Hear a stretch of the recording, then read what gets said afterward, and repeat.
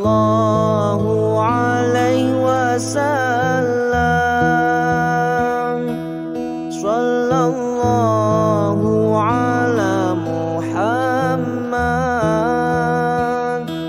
Sallallahu alaihi wasallam.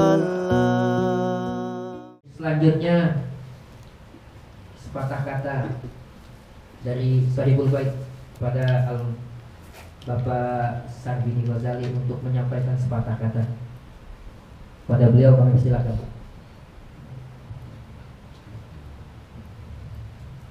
Terima kasih Ustaz ya. Assalamualaikum warahmatullahi wabarakatuh. Waalaikumsalam warahmatullahi wabarakatuh. Ya mungkin tidak banyak sepatah kata saja dari kami selaku Sahibul Bait. Pertama-tama saya ucapkan terima kasih kepada bapak-bapak, rekan-rekan jamaah Majelis Ratib Serpong Jaya, khususnya Al-Habib Syafiq Al-Haddad.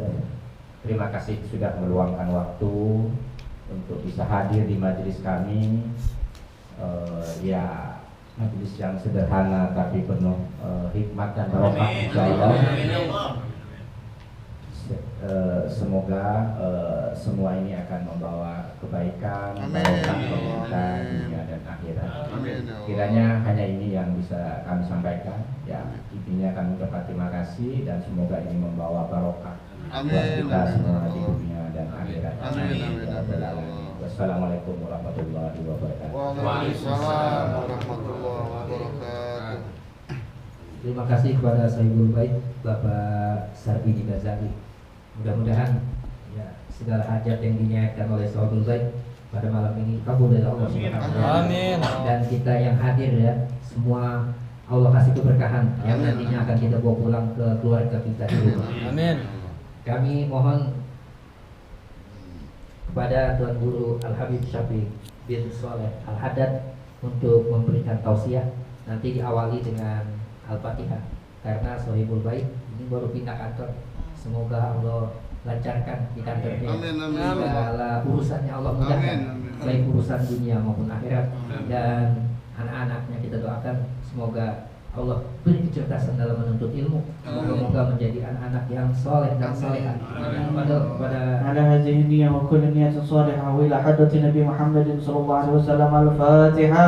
أعوذ بالله من الشيطان الرجيم. بسم الله الرحمن الرحيم. الحمد لله رب العالمين الرحمن الرحيم مالك يوم الدين. إياك نعبد صراط الذين أنعمت عليهم. Bismillahirrahmanirrahim. Assalamualaikum warahmatullahi wabarakatuh. Waalaikumsalam warahmatullahi wabarakatuh. Alhamdulillah wassalatu wassalamu ala Rasulillah man la nabiyya ba'dah. Asyhadu an la ilaha illallah wahdahu la syarika lah wa asyhadu anna sayyidana Muhammadan abduhu wa rasuluh. Hadratul mukarramin yang saya hormati, yang sama-sama kita muliakan, guru kita bersama Ustaz Ian, kita doakan beliau semoga Allah berikan beliau panjang umur, sehat walafiat, Allah kabulkan hajatnya, Allah berkahi hidupnya dunia akhirat. Amin ya rabbal alamin. Juga yang saya hormati, yang sama-sama kita muliakan selaku Sahibul Bait Bapak Sarbini Ghazali, kita doakan beliau beserta keluarganya semoga Allah berikan panjang umur, sehat walafiat, Allah kabulkan hajatnya, Allah permudah urusannya, Allah berikan keberkahan, kenikmatan dunia akhirat. Amin ya rabbal alamin. Juga yang saya hormati, yang saya muliakan, yang saya cintai, yang saya banggakan, jamaah sekalian Majelis Ratib Serpong Jaya. Yang mudah-mudahan kita semua Allah berikan panjang umur, sehat walafiat. Allah kabulkan hajat kita. Allah berkahi hidup kita dunia akhirat. Amin ya rabbal alamin. Alhamdulillah, pada malam hari ini Allah pertemukan kita dalam pertemuan yang indah, dalam pertemuan yang nikmat, yang mana di dalam pertemuan ini diisi dengan kegiatan-kegiatan yang penuh manfaat, diisi dengan kegiatan-kegiatan yang mudah-mudahan dengan kegiatan tersebut merupakan jalan kita untuk mencapai ridhonya Allah Subhanahu wa taala. Amin ya rabbal alamin. Alhamdulillah, jamaah Majelis adalah Al-Habib Abdullah bin Alwi bin Muhammad Al-Haddad. Saya ini namanya Syafiq bin Saleh Al-Haddad. Nasab saya kalau terus diruntutin tuh bin Saleh bin Muhdar bin Alwi bin Abdullah bin Abdurrahman bin Ali bin Taha bin Abdullah bin Umar bin Alwi. Nah, Umar ini saudaranya Abdullah. Abdullah punya kakak namanya Umar bin Alwi, Abdullah bin Alwi. Ya. Jadi masih ada nyerempetnya keturunannya gitu. Ya. Nah, Abdullah bin Alwi Al-Haddad yang ngarang ratib ini, beliau bukan cuma ngarang ratib. Beliau merupakan wali kutub.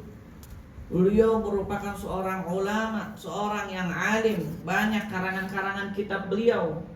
Di antaranya yang masyhur, yang banyak dikenal itu Allahumma shalli ala Muhammad, Nasaihud Diniyah, ya.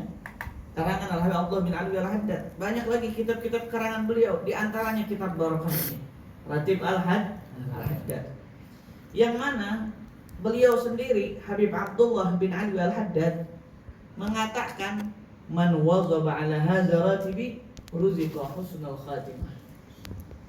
Siapa orang yang dawam ratibku ini, dia bakal dapat rezeki, dapat anugerah husnul khatimah. Amin. Amin ya rabbal alamin. Mudah-mudahan kita semua dengan dawamnya kita baca ratib, ya, Allah kasih kita nikmat husnul khatimah. Amin.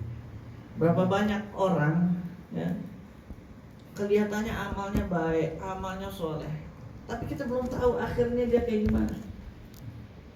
Berapa banyak orang yang udah baik dibalikin sama Allah hatinya sehingga dia berbuat kagak baik, di akhir hayatnya meninggal dalam keadaan su'ul khatimah. Berapa banyak orang yang tadinya kagak baik, tapi di penghujung hayatnya Allah balikan hatinya sehingga dia berbuat baik, Allah berikan dia karunia husnul khatimah. Amin. Makanya penentuan kita selamat nanti di yaumil qiyamah adalah akhir hayat kita nanti. Kita meninggalnya dalam keadaan apa? Su'ul khatimah atau husnul khatimah. Makanya kita ngelihat orang yang menurut kita nggak baik, jarang ibadah malas, sering maksiat, jangan kita pandang dengan pandangan yang menghinakan. Jangan kita memandang dia dengan menyangka dia kurang baik, dia nggak benar, kita orang yang paling benar. Nggak boleh. Kenapa? Karena kita belum tahu akhir hayat dia kayak gimana, dan kita belum tahu akhir hayat kita seperti apa. Boleh jadi dia yang kita lihat nggak baik, ternyata akhir hayatnya Allah kembalikan dia ke jalan yang benar. Sedangkan kita dengan pandangan kita yang menghinakan, akhirnya Allah balikkan hati kita menjadi orang yang tak benar. Na'udzubillah, summa na'udzubillah. Makanya kita berharap husnul khatimah. Dengan apa ikhtiar kita supaya kita dapat husnul khatimah? Di antaranya dengan kita mendawamkan ratib al-haddad. Mudah-mudahan kita semua dalam ratib haddad jadi husnul khatimah. Meninggalnya dalam keadaan husnul khatimah. Juga kita di sini selain baca ratib, kita juga tadi Khatmul Quran. Masya Allah, udah dengan gamblang tadi dijelaskan oleh Ustaz Ian. Siapa yang kumpul mendengarkan pembacaan Khatmul Quran, maka pada saat itu disaksikan oleh 70.000 malaikat. Amin, amin Allah. Insya Allah yang kumpul di situ dengan disaksikan oleh para malaikat, doa-doanya bisa dijabah. Amin. Harapan-harapannya dikabul. Amin ya Allah. Kepengen-kepengennya ya dinampakkan sama Allah Subhanahu wa taala. Nah, kemudian juga kita baca maulid, baca sholawat, yang mana sholawat itu punya keunggulan, punya keutamaan yang sangat banyak, sangat besar. Ya, bahkan kalau boleh saya katakan, hampir semua yang kita harapkan, semua yang kita inginkan terkandung di dalam sholawat. Makanya gak heran waktu itu sempat rame orang-orang kalau kepengen apa-apa dia bilangnya apa? Sholawatin aja dulu. Benar nggak? Benar nggak? Sebagian ada yang bilang, wah jangan tuh, masa sholawat ukurannya jadi ukuran dunia. Sholawat dipakainya buat orang kepengen mobil, sholawatin. Pengen ini rumah, sholawatin. Kesannya niatnya niat urusan dunia. Padahal hal seperti itu sebenarnya sah-sah aja, walaupun memang nanti kadarnya berbeda antara orang yang sholawatnya tulus menghadirkan hati, khusyuk, ya, dengan orang yang sholawat ada maunya. Tapi tetap itu sah-sah aja. Karena apa? Karena sholawat ini merupakan punya kekhususan. Kekhususan apa? Di antaranya sholawat ini adalah satu-satunya amal ibadah yang pasti diterima, nggak bakal ditolak. Nggak bakal ditolak, pasti diterima. Walaupun dia sambil sombong, maupun dia sambil pamer bacanya, ya, mau sambil dibagus-bagusin depan orang, mau sambil bawa tasbih segede gaban, pamer-pamer, ya. Kalau bacaannya sholawat pasti diterima. Tapi lagi-lagi ya tetap kadarnya beda. Cuman pasti diterima. Ada satu syair mengatakan kayak gini. Adimi salat ala nabi. Salah. Sallu ala Muhammad. Allahumma shalli wa sallim alaihi.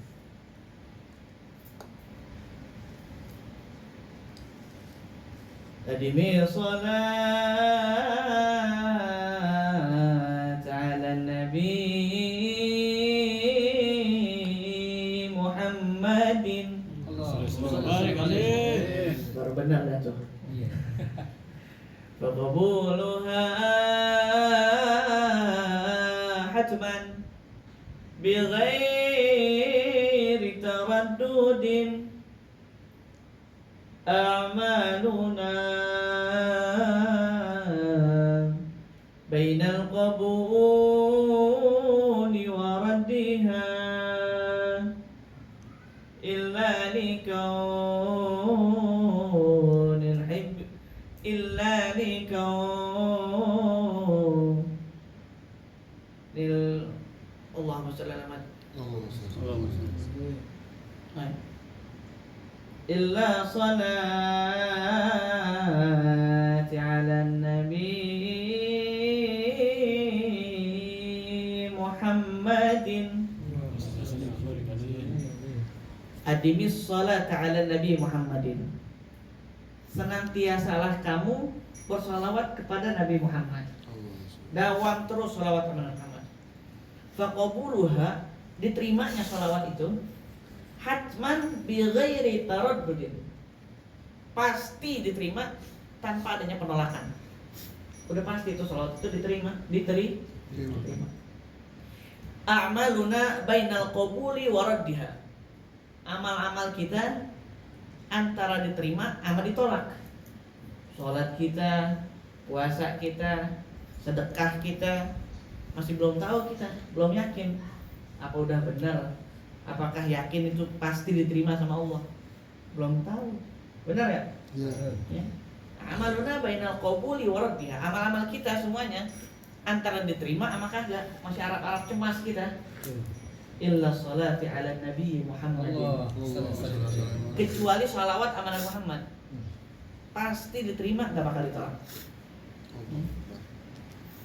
Makanya orang kalau kepengen apa-apa, ya, dia baca sholawat supaya apa? Ya, supaya harapan dia yang dibarengin dengan sholawat, ya, karena sholawat pasti diterima, ya, harapan kita juga kebawa tuh sama sholawat, jadi diterima juga. Amin. Makanya kita diajarkan kalau baca doa itu awali dengan sholawat, tutup dengan sholawat. Ada juga syair mengatakan begini: فَإِذَا دَعَوْتَ اللَّهَ فَإِذَا طَلَبْتَ اللَّهَ فَإِذَا رَجَوْتَ اللَّهَ فَإِذَا دَعَوْتَ اللَّهَ فِي أَمْرٍ عَظِيمٍ أَوْ عَصِيبٍ فَابْدَأْ دُعَاءَكَ واختتمه بالصلاة على الحبيب. فإذا دعوت الله, kalau misalkan kamu berdoa kepada Allah. Wa idza talabta Allah, kalau kamu minta sama Allah. Wa idza rajauta Allah, kalau kamu berharap kepada Allah. Fi amrin azimin, mintanya dalam perkara yang besar, urusan yang besar. Au asib, atau urusan yang sulit, yang susah. Fabda du'aaka, bukalah doamu. Wakhtatimhu, dan tutuplah doamu bisolati adal habib, dengan sholawat kepada Nabi Muhammad sallallahu alaihi wasallam. Kenapa? Karena sholawat udah pasti diterima. Maka kemas doa kita dengan sholawat. Buka sholawat, tutup sholawat. Doa kita di tengah-tengah sholawat yang udah pasti diterima. Kita berharap mudah-mudahan doa kita, harapan kita juga keangkut. Amin. Amin. Sholawat. Kita kepengen apa? Kepengen masuk surga. Banyakin baca sholawat. Dalam kitab Perjanjian dikatakan jelas banget, ya. Al-jannatu wa na'imuha sa'dun liman yusalli wa yusallim wa yubarik alaihi. Surga sama isi-isinya Allah siapin buat orang yang sholawat kepada Nabi Muhammad sallallahu alaihi wasallam. Pengen jumpa sama Nabi Muhammad, baca sholawat. Tadi dibaca sama sekian. Wa ya ayyuhal mushtaquna ila ru'ya jamali sallu alaihi wa sallimu taslima. Wahai orang, wa ya ayyuhal mushtaq, wahai orang-orang yang rindu, yang kangen, ila ru'ya jamali, untuk melihat keindahannya Nabi Muhammad SAW. Sallu alaihi wa sallimu taslima. Salawat kepada Nabi Muhammad sallallahu alaihi wasallam. Yang pengen dapat syafaat, sama baca salawat. Fa ya ayyuhar rajuna minhu syafa'atan sallu alaihi wa sallimu taslima. Orang yang kepengen dapat syafaat dari Muhammad, salawat kepada Nabi Muhammad sallallahu alaihi wasallam. Harapan kita apa yang kita pengenin, ya, silahkan dikemas dengan membaca salawat kepada Nabi Muhammad sallallahu alaihi wasallam. Ya. Banyak lagi keutamaan-keutamaan tentang salawat, ya. Kalau kita jelaskan bisa panjang lebar, luar biasa. Juga alhamdulillah menjadi komplit, menjadi lengkap majelis kita. Karena di sini kita mengadakan juga yang namanya ta'lim, belajar, menuntut ilmu. Karena dari sekian kegiatan yang kita laksanakan, belajar, ya, taklim, menuntut ilmu itu yang hukumnya wajib. Nabi Muhammad SAW katakan, talabul ilmi fardhatun ala kulli muslimin wa muslimat. Menuntut ilmu itu wajib bagi muslim dan muslimat, wajib buat kita semua. Bahkan saya pernah menemukan satu hadis di dalam kitab Qomitubyan. Pengarangnya mengutip satu hadis Nabi Muhammad SAW. Beliau mengatakan apa? Utlubul ilma walau bainaka wa bainahu bahrun minan nar. Tuntutlah ilmu walaupun antara kamu sama ilmu itu ada lautan api. Diterjang. Jangankan baru gerimis-gerimis. Kalau seandainya ada lautan api di hadapan kita, ilmu itu ada di seberangnya, kita pikirin pokoknya gimana caranya kita harus menyeberang. Baru gerimis-gerimis, pikirin gimana caranya supaya kita bisa nyampe ke majelis ilmu. Pakai jas hujan bisa, benar nggak? Jas hujan paling berapa beli, benar nggak? Coba bayangin, kira-kira kalau kita ada urusan pekerjaan, benar nggak? Urusan pekerjaan, ya. Jadwal masuk kerja, hujan, kita minta libur, apa kita maksain supaya bisa datang ke tempat pekerjaan kita? Maksain. Padahal kita kerja buat kepentingan siapa? Sedangkan ini kita nuntut ilmu, urusannya akhirat. Benar nggak? Jarang-jarang lagi. Benar nggak? Jarang-jarang kita nggak paksain, kita nggak usahain. Ya. Coba kalau kita pikir-pikir nih, ya. Ini di sini kebanyakan pada kerja semua, apa enggak? Ya, yang kerja dah. Ya, kita buat perbandingan, buat bayangan gitu. Kerja kita dalam seminggu berapa hari? 5, ada yang 5, ada yang 6. Liburnya berapa hari berarti? 2 Sehari, 2 hari, benar nggak? Sekarang majelis ilmu dalam seminggu berapa kali? Sekali. Liburnya? 6 hari. Udah segitu cuma, padahal banyakkan liburnya, enak banget, benar nggak? Paling nggak seminggu sekali kita datang. Dan padahal ini urusannya itu urusan yang lebih penting daripada urusan pekerjaan. Menyangkut urusan keselamatan kita nanti di yaumil qiyamah. Benar nggak?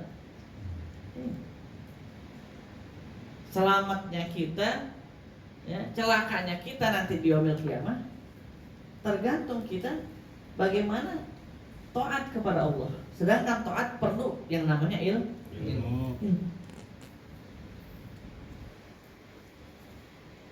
Maka penting yang namanya hadir majelis. Udah seminggu sekali kagak hadir, ya Allah ya Rabb. Jangan sampai, benar nggak? Sekarang kita takut sama bos kita, takut kita bisa datang tepat waktu. Masa kita ke majelis taklim kagak bisa datang tepat waktu? Padahal kalau kerja sehari berapa jam? 8 jam. Ini majelis kita kalau taklim di sini berapa jam? 2 jam. 2 jam. Lamaan banget tuh. Kita ngejar urusan dunia, ya, mampu kagak ngeluh, ya, ngeluh pun tetap kita hadir. Ya. Ini kita urusan akhirat, ya, nggak bisa istiqomah. Alhamdulillah, usahain, makanya kita istiqomah, duduk di majelis ini. Yang mana nih majelis ini, ya, majelis ilmu, keutamaannya juga banyak banget. Kan cuma mau kasih unjuk satu aja. Yang mana nih satu alasan ini harusnya udah cukup untuk menjadikan kita istiqomah hadir di sini. Amin ya Allah. Ada salah satu hadis Nabi Muhammad SAW, beliau bersabda, manin taqwala liyata'allama al-ilma ghufira lahu qabla an yakhtu. Siapa orang yang berpindah dari satu tempat ke tempat lain tujuannya untuk ilmu, diampuni dia tuh, orang tuh diampuni sama Allah dosa-dosanya qabla an yakhtu, sebelum dia jalan. Belum jalan udah diampuni dosanya sama Allah Subhanahu wa taala. Allahumma shalli wa sallim. Apalagi di sininya, apalagi keutamaan yang ada di dalamnya. Lu mati ini. Lu apalagi keutamaan yang ada di sini nih. Benar nggak? Ya? Belum jalan aja kita udah dapat faedah. Belum melangkah udah diampuni dosa kita. Apalagi di sini dengan kegiatan-kegiatan yang luar biasa. Ya. Tadi dikatakan bahwasanya menuntut ilmu itu wajib. Ya. Bahkan Nabi sampai segitunya tuh, nyuruhin kita nuntut ilmu sampai segitunya tuh tadi. Kalau ada lautan api seberangin dah. Bagaimana kayak caranya? Kalau bahasa kita mah begitu. Bagaimana kayak caranya? Mau terbang, mau ngancel, mau loncat-loncat, mau berenang, mau bagaimana? Pokoknya lu belajar.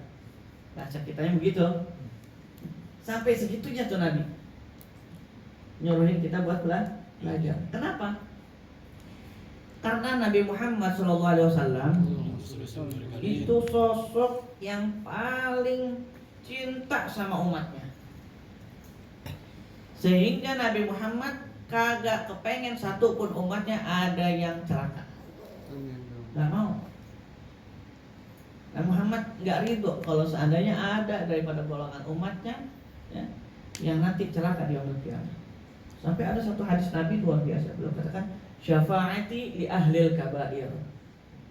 Syafaatku nanti di yaumil qiyamah aku siapkan nih buat orang-orang yang dosa-dosanya gede.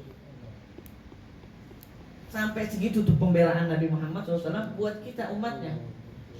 Sampai dikatakan makanya tuh, laula Muhammad ibn Abdillah lakana nasu fi hawiyah. Kalau bukan karena Nabi Muhammad bin Abdillah, pasti manusia semuanya ada di neraka hawiyah. Karena sosok Nabi Muhammad ngebelanya luar biasa. Sehingga nyuruhin kita nuntut ilmu. Kenapa? Supaya kita ngerti terhadap agama. Kita kan kewajiban kita nuntut ilmu. Yang wajib itu apa? Ilmu agama. Ilmu agama juga itu sangat luas. Ilmu agama itu luas, pakai banget, luas banget. Jangan sangka ilmu agama itu cuman sholat terus berbuat baik udah. Gak sebatas itu. Kadang-kadang ada orang anaknya pengen mondok, orang tuanya gak mauin ya. Karena alasannya apa? Udah yang penting sholat, ngaji, berbuat baik udah cukup. Karena mereka nyangkanya Islam tuh segitu doang. Padahal wawasan tentang agama Islam, tentang ilmu agama luas, pakai banget. Ilmu itu luas, banyak. Sampai dikatakan bahwasanya ilmu ini pernah ngomong gini, a'tini kullak u'tika ba'd. Kasih buat saya semua. Ini ibarat ilmu nih, ilmu ngomong begini, kasih buat saya semuanya. Waktunya, hartanya, kesibukannya, tenaganya, pikirannya, semuanya ente kasih buat aneh. Kata ilmu tuh, aneh nanti ngasih buat ente sedikit. Kenapa? Bukan ilmu itu bakhil, bukan ilmu itu pelit, bukan. Tapi saking luasnya ilmu itu, dan umur kita yang tidak mampu untuk menampung semua ilmu itu. Dikatakan juga al-ilmu katsir wal umur qasir. Ilmu itu banyak, sedangkan umur kita kan pendek. Makanya nggak ada orang pintar banget itu. Pintarnya itu dalam segala bidang ilmu nggak ada. Ambil contoh dalam ilmu umum, dokter, dokter ilmu kedokteran. Ada orang udah titelnya dokter, misalkan dokter jantung. Kalau ditanya misalkan tentang mata, ngerti apa enggak dia? Nggak ngerti. Suruh ngobatin mata, kagak kan? Dokter mata suruh ngobatin otak, ngerti apa kagak? Dokter otak suruh ngobatin gigi, kagak ngerti. Ada lagi urusannya dokter gigi. Itu baru ilmu kedokteran. Orang yang dia ngaku titelnya dokter, dia nggak bisa menguasai ilmu kesehatan secara seluruhnya. Benar nggak? Dokter ahli ginjal, ya, bisa nggak ngobatin hewan yang sakit? Ada lain, dokter hewan ada lagi urusannya. Benar nggak? Nggak bisa. Saking apa? Saking luasnya itu ilmu. Segitu ilmu dunia tuh. Segitu ilmu urusannya urusan dunia. Ya. Apalagi ilmu agama. Tanya sama guru kita coba bagaimana. Makanya orang kalau semakin dia belajar, dia semakin bodoh. Dalam arti bukan dia makin bodoh, makin dia merasa bodoh. Kenapa? Karena semakin dia terbuka ilmu yang satu, dia semakin memandang bahwa banyak lagi yang belum dia pelajari. Mau nggak? Ketika dia berhadapan tolak ukurnya diri dia dengan ilmu, maka dia akan merasa dirinya paling bodoh, makin bodoh, makin bodoh, makin bodoh. Tapi kalau kita kadang-kadang kalau melihat orang yang udah nuntut ilmu dengan mujtahid sungguh-sungguh, kita ngelihat mereka orang alim gitu. Karena tolak ukurnya antara dia dengan kita yang bodoh. Tapi manakala dirinya yang alim itu menjadikan tolak ukur dirinya dengan ilmu, pasti dia semakin belajar dia akan merasa dirinya semakin bodoh. Saking luasnya ilmu. Makanya menuntut ilmu itu nggak ada batasan. Utlubul ilma minal mahdi ilal lahdi. Tuntutlah ilmu dari buaya sampai ke liang lahat. Apalagi ilmunya ilmu agama. Tuntut terus sampai mati, belajar terus. Mau udah jadi ustadz, mau udah jadi kiai, mau udah jadi ajengan, mau udah jadi abu ya, udah jadi apalah istilahnya, kewajiban menuntut ilmu tetap ada padanya. Apalagi kita yang bodoh, benar nggak? Iya. Yang kiai aja wajib baginya nuntut ilmu, apalagi kita yang bodoh. Kudu banget, kudu. Nah, kembali lagi kepada yang tadi dikatakan, Nabi kepengen banget kita belajar supaya apa? Supaya amalan kita bisa diterima. Dengan sebab kita mengerti ilmu agama.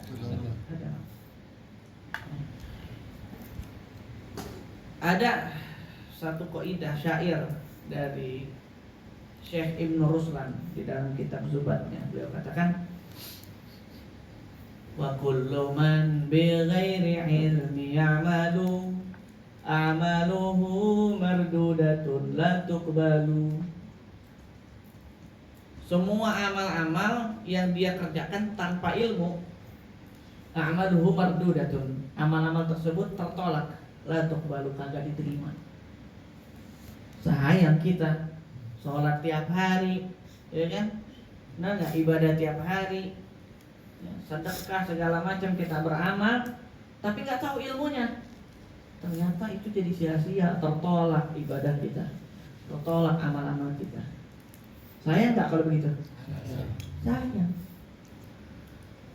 Makanya pentingnya nuntut ilmu supaya kita ngaji, ya, supaya kita tahu cara mengamalkan yang benar seperti apa, supaya menjadikan amal-amal kita bisa diterima oleh Allah Subhanahu wa Ta'ala.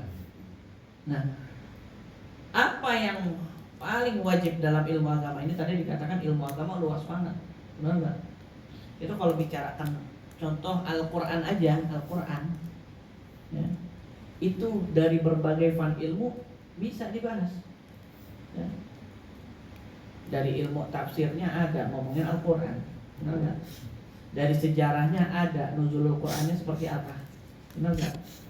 Terus dari misalkan tajwidnya dibahas juga, benar nggak? Banyak.